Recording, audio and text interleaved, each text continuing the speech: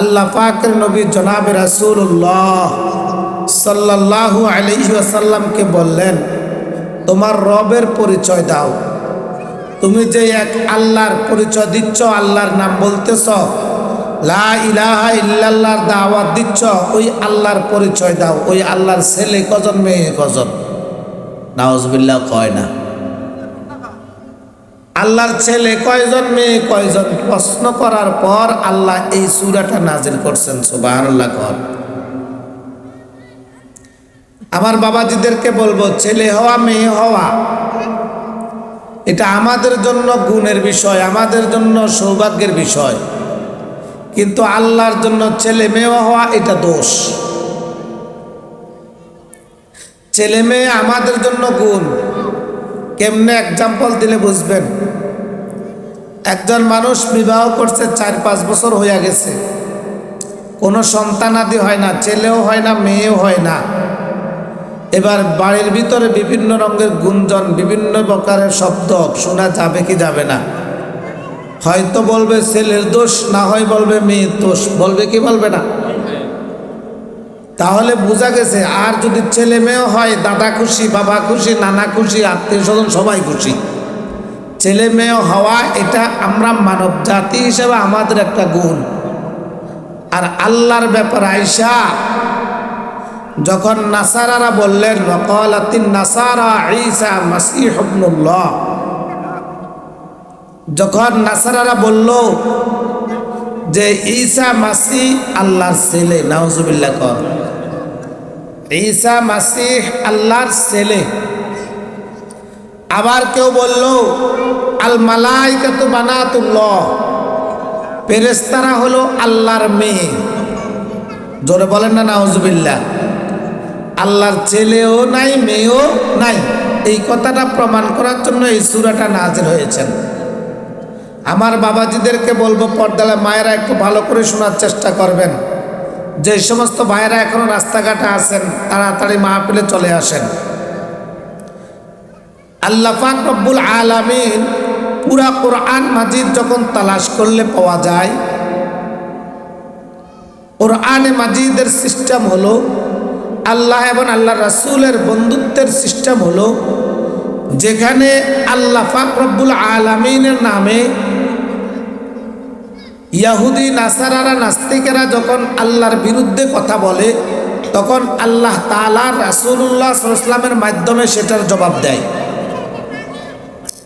আর যেখানে আল্লাহ এবং আল্লাহর রাসূলের ব্যাপারে কথা বলে, রাসূলুল্লাহ সাল্লাল্লাহু আলাইহি ওয়াসাল্লাম সম্পর্কে যেখানে বিভিন্ন প্রকারের প্রশ্ন উত্থাপন হয়, সেখানে আল্লাহ তাআলা নিজেই জবাব দেয়। সুবহানাল্লাহ কর। এক্সাম্পল,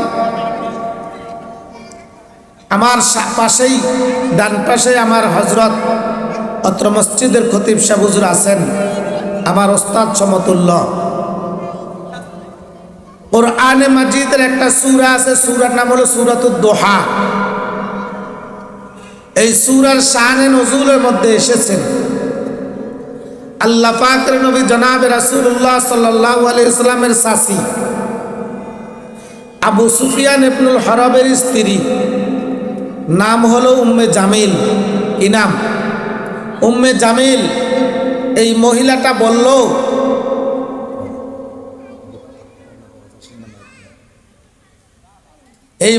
বলল, যে রাসূলুল্লাহ সাল্লাল্লাহু আলাইহি ওয়াসাল্লামের পুরা জীবনের মধ্যে কোন রাওয়ায়াতে আছে 3 দিন 5 দিন, মোটামুটি অল্প কিছুদিন আল্লাহ পাকের পক্ষ থেকে জিবরাইল আমিন আসা বন্ধ ছিল। জিবরাইল আমিনও আসে না। নবীজি রাসূলুল্লাহ সাল্লাল্লাহু আলাইহি ওয়াসাল্লামও ভোর রাত্রে তাহাজ্জুদের নামাজের সময় উঠতে পারে না।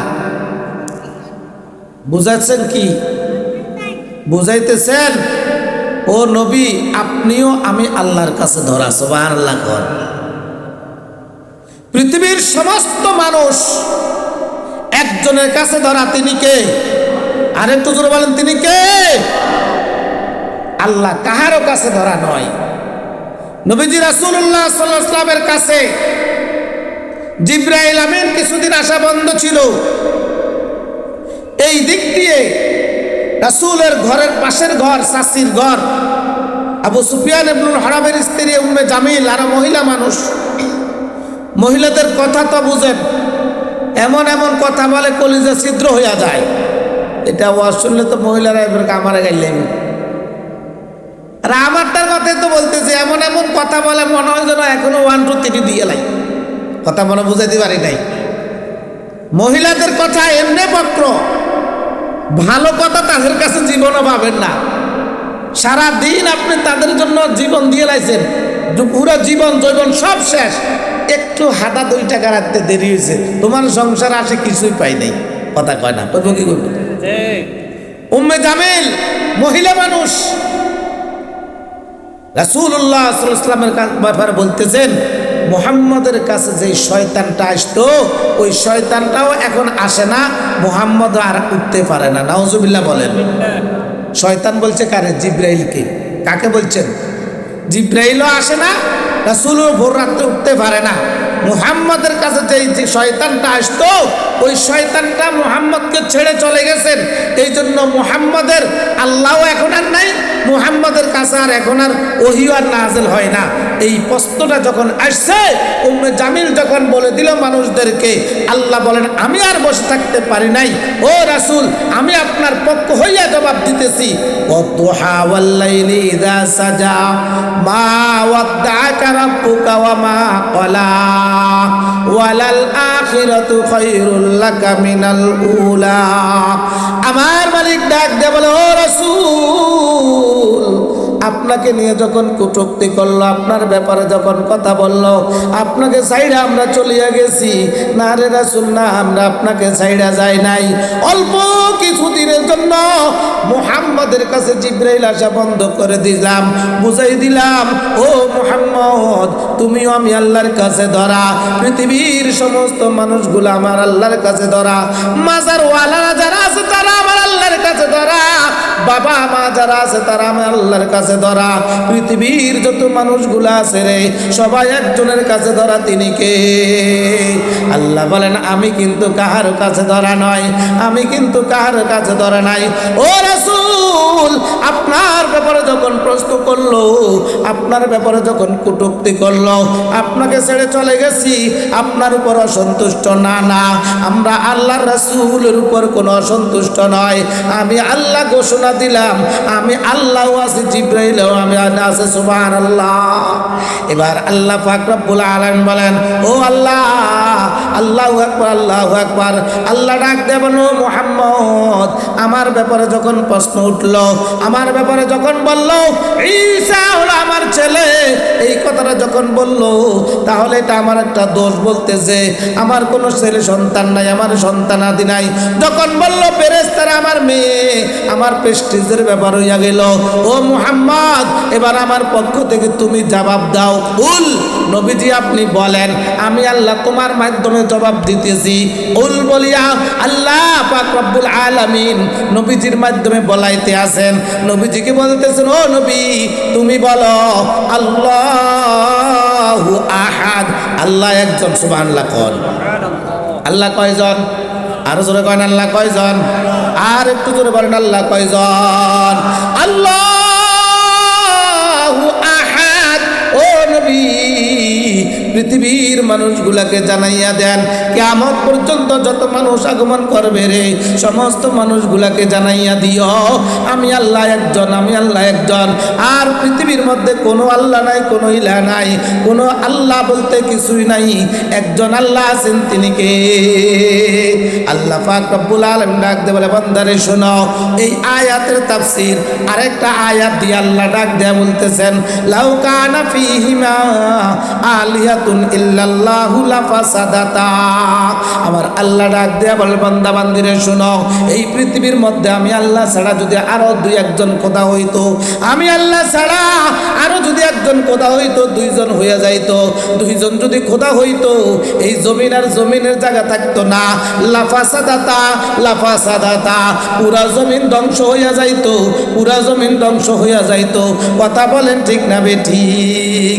আল্লাহর আশিক ডাক দেয়া বলেন, আগার দো খুদা হোতে সংসারে মে, अगर दो खुदा होते संसार में तो दोनों भला होते संसार में खतरनाक होता जमाजे का रंग हुआ करते हर रोज दोनों में जंग इदारे के कहता मेरे बात सुनो उदारे के कहता मिया चुप रहो এই পৃথিবীর মধ্যে যদি আল্লাহ যদি দুইজন হইতো এক আল্লাহ ডাক দেয়া বলতো আল্লাহু আকবার ওমর মিয়া জামে মসজিদের পাশে আমি আল্লাহর কোরআন তেলাওয়াত হবে আমি আল্লাহর রাসূলের কোরআন তেলাওয়াত থেকে হাদিস থেকে আলোচনা শুনবে মানুষগুলা এখানে বৃষ্টি দেওয়া যাবে না আরেকজন বলবে না না এই ওমর মিয়া জামে মসজিদের পাশে তো মাইকের আওয়াজও শুনে এমন কিছু নাফরমান মানুষ তো এখনো আছে ওই যে রাস্তার পাকে বইসা বইসা ওই যে চায়ের দোকানে বইসা বইসা টেলিভিশনের মধ্যে গুনার কাজের মধ্যে লিপ্ত আছে ওই যে আল্লাহু আকবার কলার বরে বিছাইয়া আল্লাহর কিছু নাফরমান বান্দা এই মুহূর্তে এখনো আছে মাইকের আওয়াজটাও তার কানের মধ্যে যায় কিন্তু আল্লাহু আকবার সুপারি বাগানের মধ্যে বইসা মুনাজার মধ্যে লিপ্ত আছে এমন কিছু মানুষ আছে না নাই মাইকের আওয়াজ শোনা যায় চায়ের দোকানে বইসা টেলিভিশনের মধ্যে ছবি দেখতে আছে গুনার কাজের মধ্যে লিপ্ত হইতে আছে মোবাইলের মধ্যে বইসা বইসা ফেসবুকের মধ্যে আছে আল্লাহর কোরআন তেলাওয়াত হচ্ছে আল্লাহর কোরআন থেকে আলোচনা হইতে আছে এই নাফরমান মাহফিলে আসতে পারে নাই ওই খোদা ডাক দিয়ে বলবে আমার আল্লাহর আল্লাহু আকবার বলবে নাফরমান যেহেতু এই জায়গার মধ্যে আছে বৃষ্টি দিয়া দাও একজন বলবে না বৃষ্টি দিব না আরেকজন বলবে বৃষ্টি দাও দুজনে ঝগড়া লাগবে কি লাগবে না কথা কনা লাগবে কি লাগবে না বাংলাদেশের সরকার এখন কে কত কয় না বাংলাদেশের এখন সরকারকে